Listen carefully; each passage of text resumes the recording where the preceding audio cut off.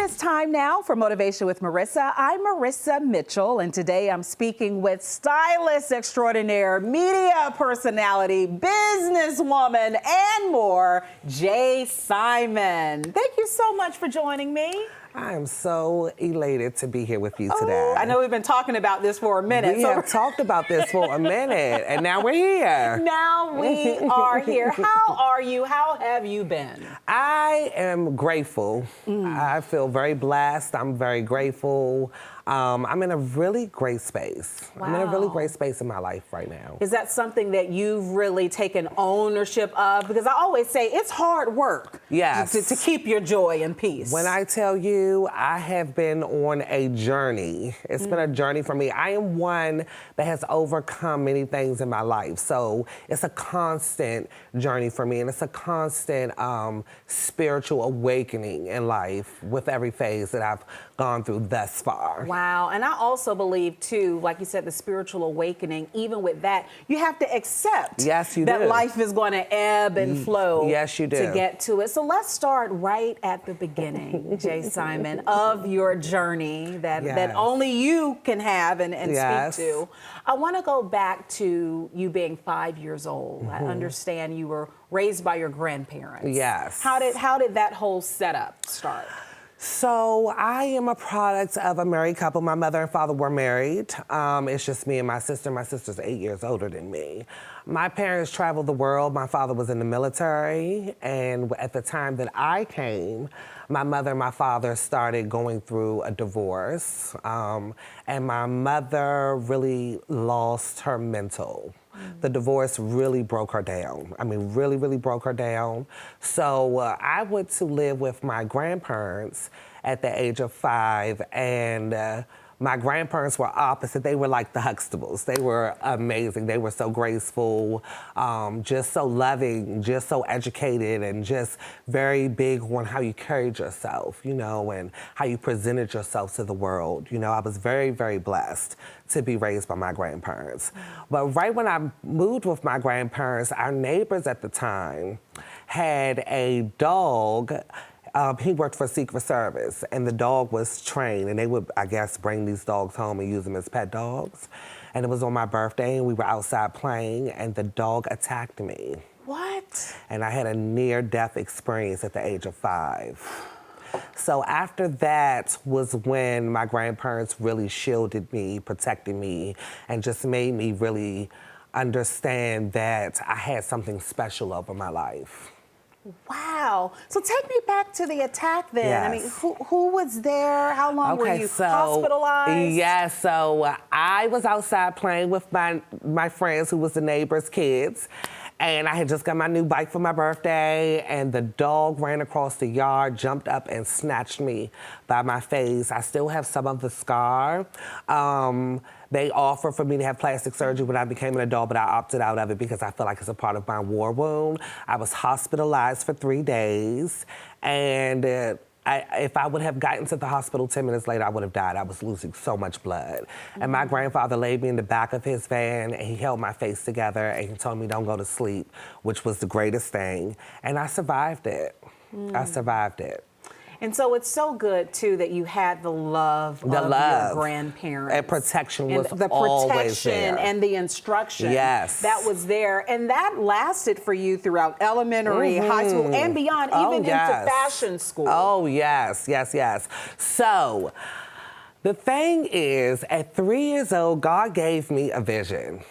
At 3, I was in love with fashion and beauty. I cannot make this up. Anyone in my family would tell you I would wrap sheets around my cousins and make gowns. I would do their hair. I just lived in that world consistently. I see the receipts. You don't have to convince me, Jay. I lived in that world. So when I was 8 years old, my grandmother was in a Giant one day, and we walked past the Harper's Bazaar and Vogue magazine. And I picked it up, and it became my Bible. Like, I studied it. I wanted to go to the grocery store with her to buy a new one every month. It became like a part of me. So when I got out of high school, I went to board a fashion school in Atlanta. And I was at a crossroads at that time because I had struggled with, you know, my sexuality and just living in my truth because I was a church kid. And I struggled with that.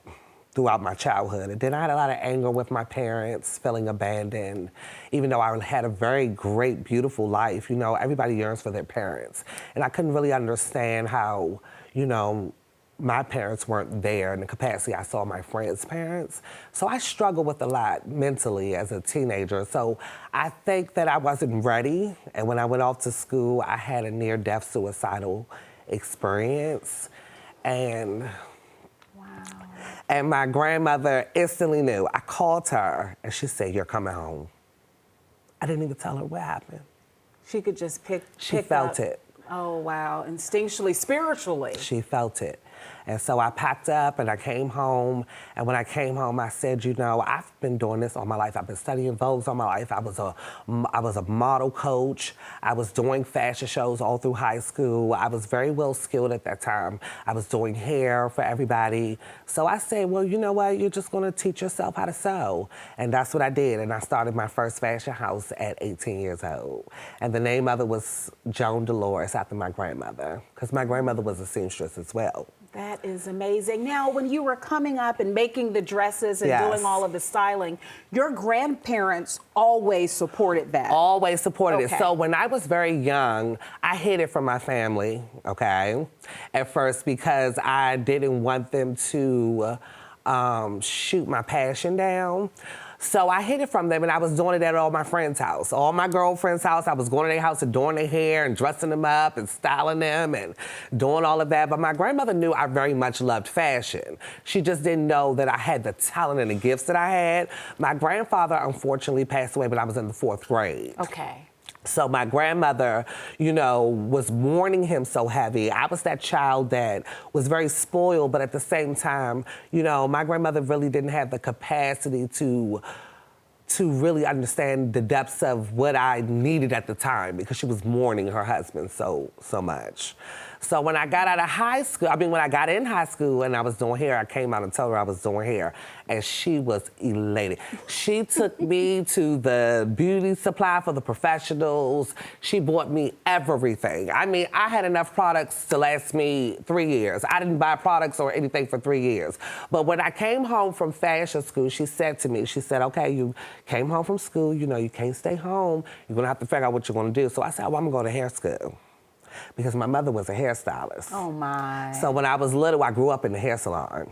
My mother was amazing. She had a big clientele. I grew up sitting after daycare, watching her do clients and wait for her and all of that, and I loved it. So I went to hair school, and when I got out of hair school was when I started designing. I still didn't really think hair was my calling at the time. Fashion was everything that I cared about. So I started designing clothes, and it blew up. I started making like 30 prom dresses a year. Yes, I ended up doing a collection that ended up on the front page of the Washington Post. I started sending dresses to stylists that they were taking to red carpets in LA and things like that. And then that is when I hit a tragedy and my family house caught on fire. Oh, wow. Okay, so with the house fire. Yes.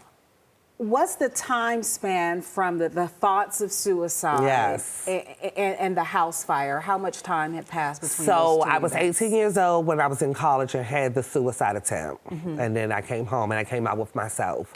My family was very opening and understanding. They just was so excited that I had finally walked in my truth.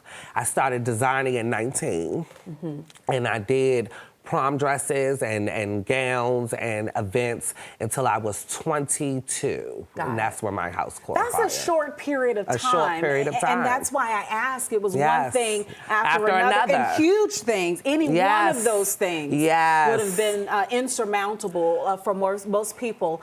I do want to ask you, though, because I'm sitting here listening to you talk about the hair, the makeup, the fashion, making people beautiful, essentially, where deep down inside, it was an ugly secret and darkness that you were fighting through. Yes.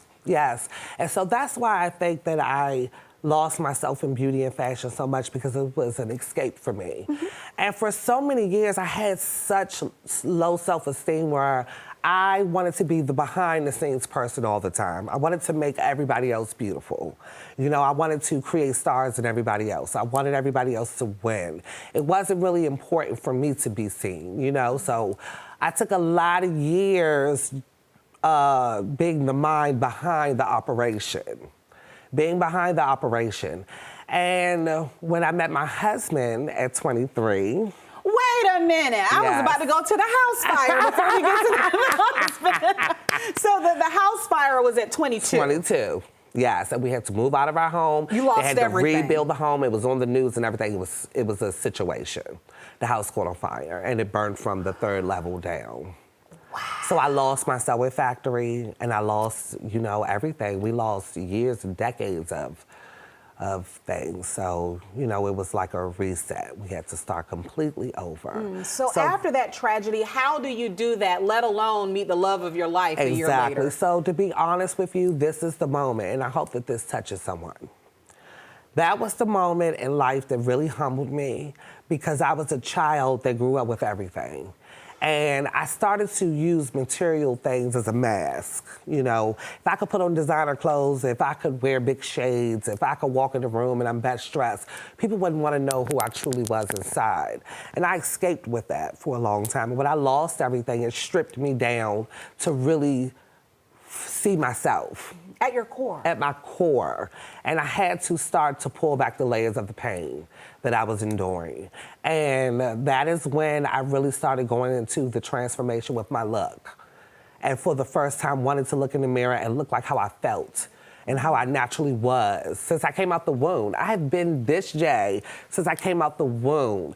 And I didn't realize just how much of a struggle it was to look in the mirror and not look like the person that I genuinely was. And that was really a dark space to be in. So when I got that reset, it was a moment where I went to God and just let God have his way with me. And God told me, like, you have to live in love, Jay.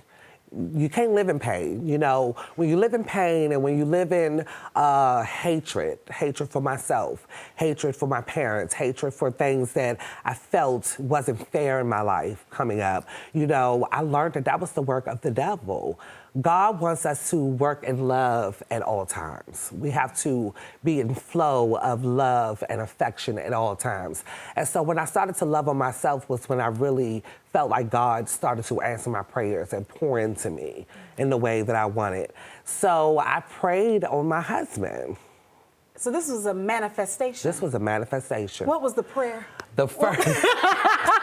So listen. What was the prayer? The first boyfriend that I had broke my heart so bad, and I couldn't get out the bed. And I said, "Oh no, I ain't made for breakups. I can't do this." So my prayer was that God gave me a man that never made me feel alone, that always allowed me to be my creative self, and would love me even with my flaws, like would really be understanding with the things that I was working through.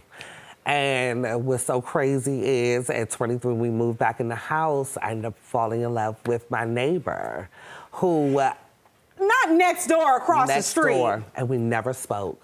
What? We never spoke. We never spoke. He lived next door to me, a house down. It was a house between us. And him and his brother would be outside all the time. And me, I was always in my creative world. I never paid him no mind. And when we moved back, he was walking up the street and something moved me to ask him, could he come put my furniture together? I was getting a bedroom set delivered. We had just moved back. And he was like, yes, I could do it. I'll be back. And he came back and we have not parted since, 15 years. So how do you identify? So now, I am not a person that is really into labels. And that is why I feel that I'm here.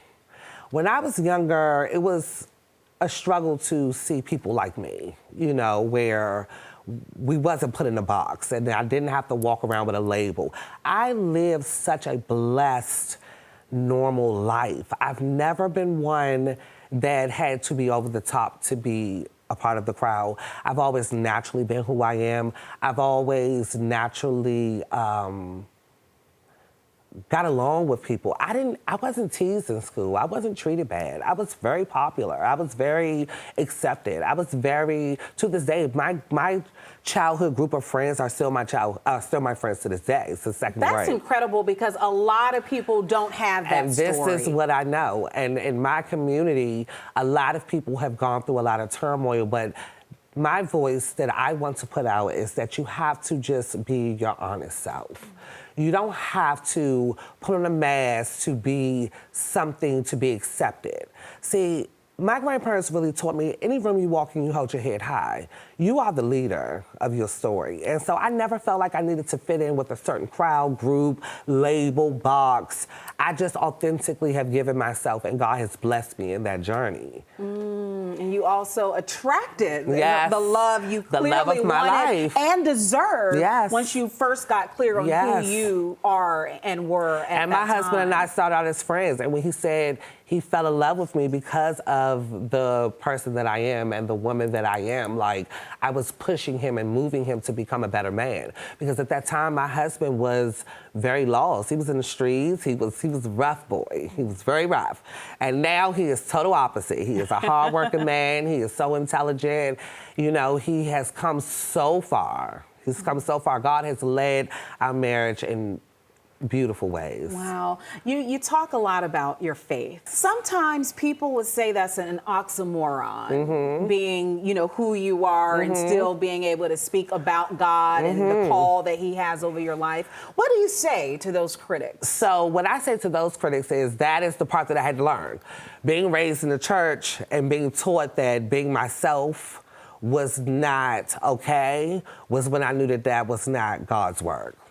Because I cannot change who I am. I literally have been this since I came out the womb. My parents, my family will tell you there's never been another version of me.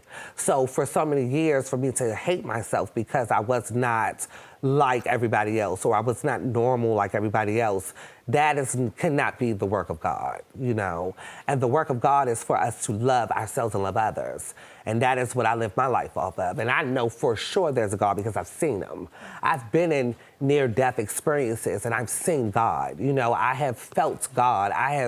You have people that study God, which is what the church is for. It's a study house, you know, it's like going to school.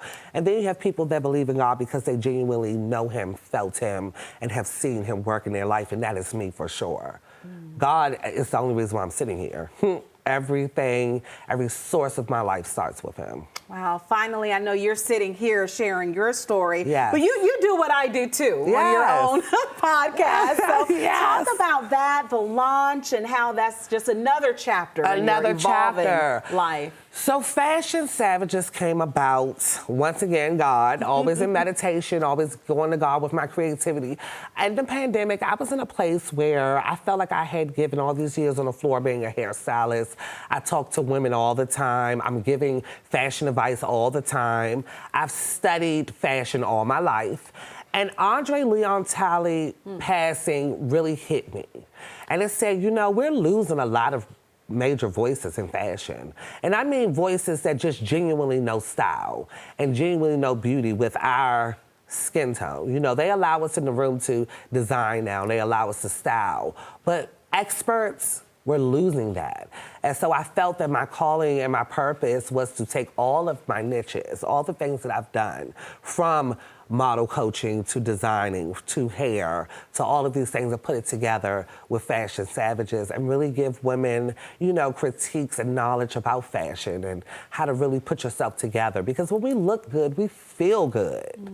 You know, and I've learned that being on the floor, I've changed so many lives. I have literally had so many breakthrough moments with clients that have just told me how I've changed their lives, not from just being who I am and just helping them find their glow and their beauty within inside. So, you know, I really feel that Fashion Savages is bigger than the platform, honestly. I really want to expand it into really bringing women in and really teaching them more about their own personal style.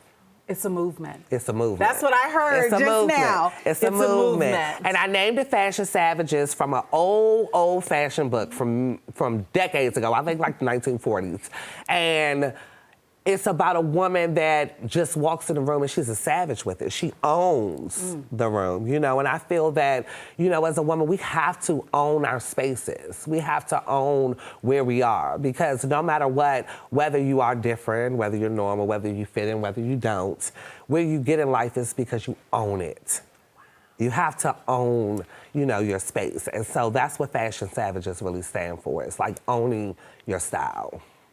Jay, thank you. So this is why I wanted you on Motivation with Marissa right here. All of the inspiration just seeping through. Thank you so much for sharing your story, the ups, the downs, everything in between, and also how the other side of it looks. Yes. You know? And what I do have to dedicate this moment to is my grandmother, who was such an immaculate, powerful, graceful woman. She taught me to be who I am today. My family say I'm her junior. You know, I'm the one that cooks for all the family on the holidays. Family is everything to me. I'm blessed to have a family that I can love on and care on in the way that I do. And, you know, I just genuinely feel like you have to pour in to your loved ones and make sure that you're allowing them to see something inside of them that they can't see, because that's what my grandmother always gave to me. And that's why I'm here today. That's the biggest fashion accessory, right? Yes. That you need to make everything else pop. It starts inside. It starts inside. Jay Simon, thank you so much. I'm you know so I love glad you. to be here. You know that. I'm so glad to be here, and I'm so you. glad that we're going to just expand into more.